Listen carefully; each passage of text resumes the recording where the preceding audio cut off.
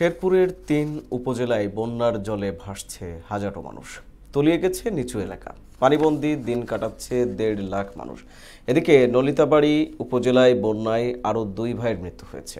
এ নিয়ে বন্যায় এ উপজেলায় গত দুদিনে ৫ জনের মৃত্যু হলো। বিচ্ছিন্ন হয়ে পড়েছে যোগাযোগ ব্যবস্থা। রেজাউল করিম বকুলের প্রতিবেদন, জানাচ্ছেন আফরিন পপি।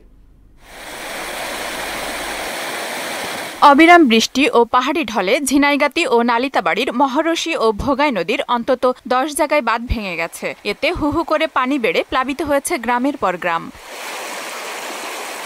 পানির তোড়ে সড়ক ভেঙে যাওয়ায় শেরপুর তিনানি নালিতাবাড়ি আঞ্চলিক সড়কে যান চলাচল বন্ধ হয়ে গেছে। ৩ উপজেলায় এখনো অর্ধলক্ষাধিক মানুষ পানিবন্দী রয়েছে। ৩ দিন ধরে পানি আইসা, আমরা কিচ্ছু বাইরে ভিতর বাড়ার পাই না।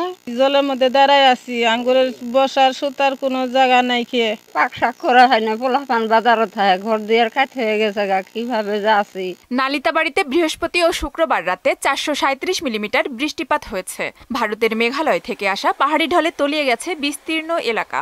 বাড়িঘরে পানি থাকায় পরিবার পরিজন নিয়ে মানবেতর দিন কাটছে হাজারো মানুষের।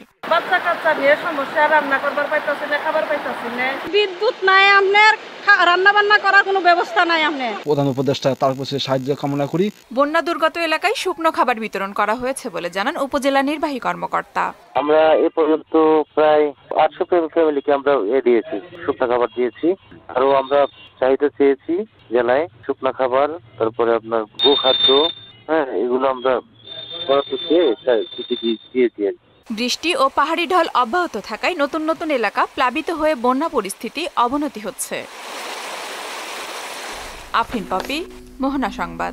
সুদবিহীন ব্যাংকিংয়ে আত্মশুদ্ধির পথ, এনআরবিসি ব্যাংকের ইসলামিক ব্যাংকিং আল আমিন।